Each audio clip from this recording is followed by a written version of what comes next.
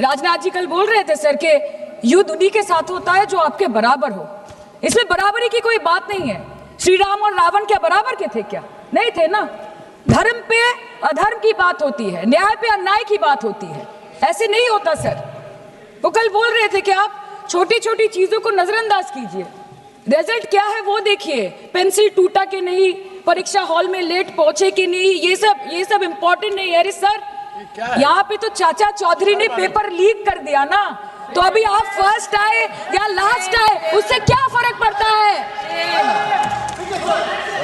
तो बच्चे का स्कूल चल रहा है क्या? सर हम भी सोचते हैं স্যার কেউ যুদ্ধ চায় না স্যার, সবাই শান্তি চায়, কেউ রক্তক্ষরণ চায় না, ধ্বংসলীলা চায় না, সবাই সম্প্रीति চায়, उन्नति चाहे। हम भी सोचते हैं कि अगर जंग छिड़ी तो दुकानों का क्या होगा। हम भी सोचते हैं कि अगर जंग छिड़ी तो दुकानों का क्या होगा, बंदूकें तो बिक जाएंगी, गुलदस्तों का क्या होगा। हम भी सोचते हैं, but wasn't this the right time and the right opportunity to give Pakistan a befitting reply and let them know कि वजीर आजम आपके झंडे पे चांद है और हमारा झंडा चांद पे है। To let Pakistan know कि आप 1 किलो आटे के लिए आपस में लड़ते हैं और हम हर दिन गुरुद्वारे में पूरी और हलवा बांटा करते हैं। फर्क है ना सर? पर जवाब नहीं दे पाए। Despite being at an advantage, we surrender to external interference in the internal matter of this country. Yes, sir, Jammu and Kashmir is the internal matter of India.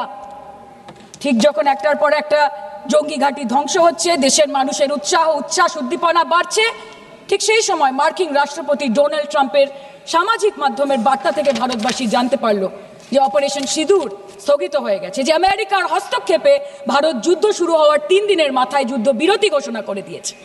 যেখানে 9 তারিখ আমেরিকার উপরাষ্ট্রপতি জেডি ভান্স বলছেন যে it's fundamentally none of our business. সেখানে 10ই মে মার্কিন রাষ্ট্রপতি বলছেন, after a long night of talks mediated by the United States, I am pleased to announce that India and Pakistan have agreed to a full and immediate ceasefire. Congratulations to both countries on using common sense and great intelligence. 11ই মে তিনি দাবি করছেন, I'll work with you both to see if after 1000 years a solution can be arrived at concerning Kashmir. 12ই মে তিনি দাবি করছেন, my administration helped broker a full and immediate ceasefire, I think a permanent one, between Pakistan and India.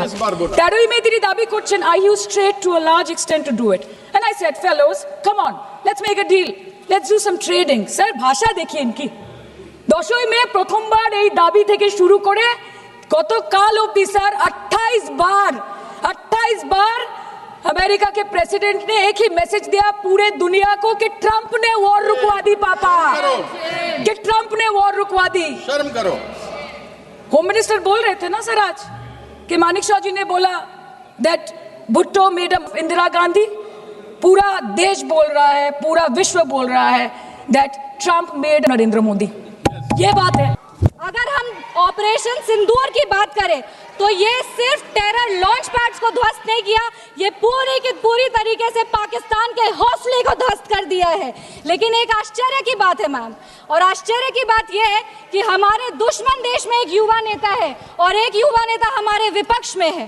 दुश्मन देश का सदन अलग है, हमारे देश का सदन अलग है, वहां के नेता अलग है, यहाँ के नेता अलग है, पर इनका सवाल एक ही है। विपक्ष का सवाल और दुश्मन देश के नेता का सवाल एक कैसे हो सकता है?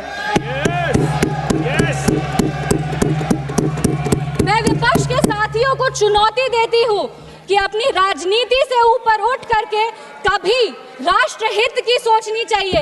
अगर सरहद पर सेना लड़ रही होती है तो उनसे सवाल नहीं पूछे जाते, उनको सलामी दी जाती है। अगर विपक्ष की बात सुबह से सुने जा रहे हैं और उनकी बात को ध्यान से सुने तो वो बार बार कह रहे हैं कि सरकार ने सरेंडर कर दिया, सरकार ने सरेंडर कर दिया।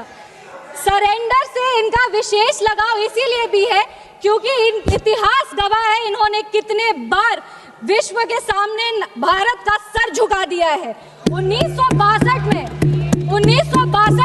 14,500 वर्ग मील जमीन पर कब्जा कर लिया था। अमेरिका के तब के राष्ट्रपति ने कहा था कि भारत हमसे भीख मांगते हुए आया था। 1971 में वेस्टर्न मीडिया ने प्रधानमंत्री के बारे में जो भी कहा हो, उन्होंने हमारे देश के बारे में, भारत के बारे में कहा कि भारत एक धोखेबाज देश है और भारतीय एक भारत नागरिक धोखेबाज लोग हैं।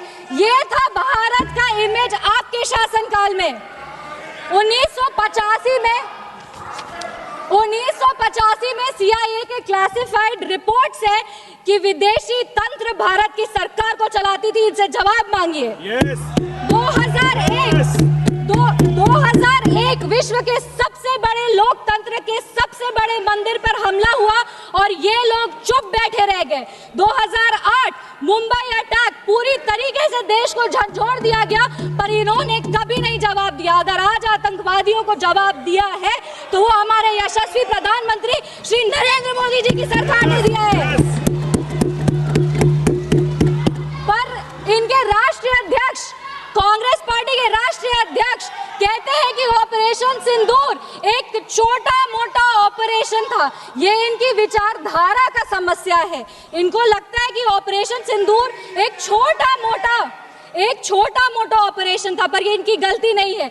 इनकी विचारधारा ये कहती है कि अगर हिंदू धर्म को आगे लेके जाओ, हिंदू धर्म के पक्ष में बोलो तो वो सैफरन टेरराइजेशन है। पर इनकी राजनीति के लिए ये कहते हैं आतंकवादियों का कोई धर्म नहीं होता।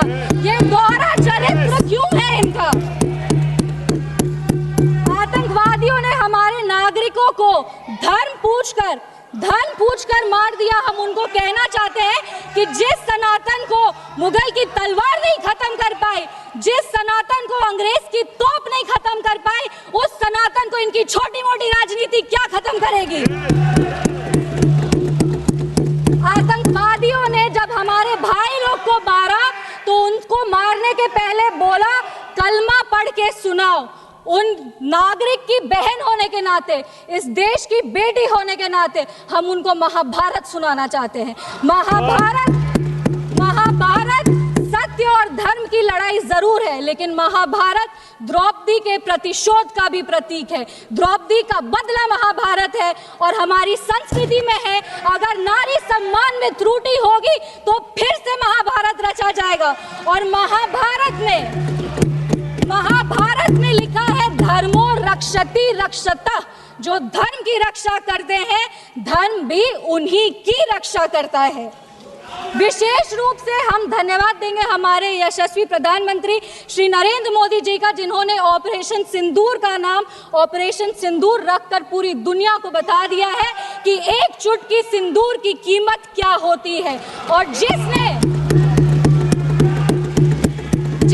हमारी महिलाओं के, इस देश की बेटियों के, हमारी बहनों के सिंदूर को उजागर किया, उसको हमारी सरकार ने, हमारी सेना ने मिट्टी में मिला दिया है।